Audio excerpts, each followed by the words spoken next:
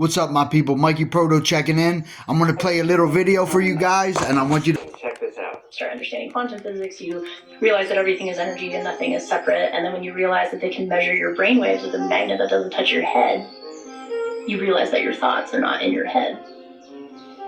And they're part of this greater field that we are all connected by.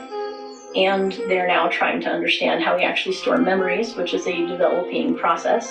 Some of it is protein-based, and some of it is this theory that we basically store our thoughts in the cloud.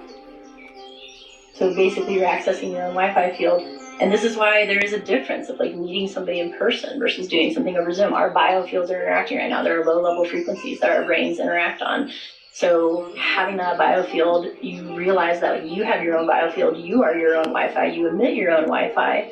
And so then thoughts can be the process of some of that Wi-Fi coming in, mostly directed as life force and energy, which is why like how you practice your energy and how you maintain your energy can really direct how your thoughts come out in your reality, because it's that life force that then drives a chemical change in the brain that then drives forth whatever is going to come out as like a conscious thought or a verbal thought or anything like that. But when you realize that it's the energy that comes first, this is why stuff like meditation can lead to manifestation, because you have to correct that frequency signal and then it'll actually correct your physiology. And I literally went through my own personal experience of this, because at one point I talk to people a lot about allostatic load, and it's this concept of when your body becomes overwhelmed. I just had so many things going on in my life on like a physical level, a chemical level, and a mental level. My body got overwhelmed. My immune system was starting to act in autoimmune type ways.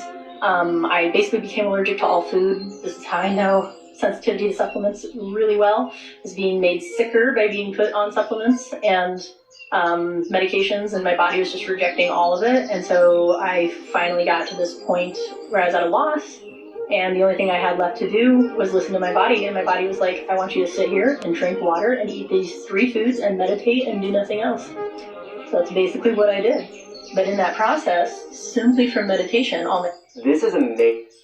Now, basically this video is, and I want to help people with this, this is science meets the Bible. If you pay attention here, quantum physics is where science meets religion.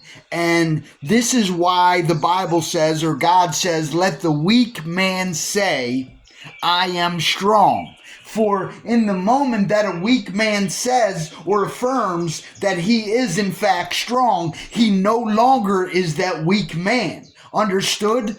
That this thought, the first concept or idea that I have of myself as a weak man that is contrary to me being weak, as in I am, let the weak man say I am strong, because my strength comes from first my belief that I am in fact strong.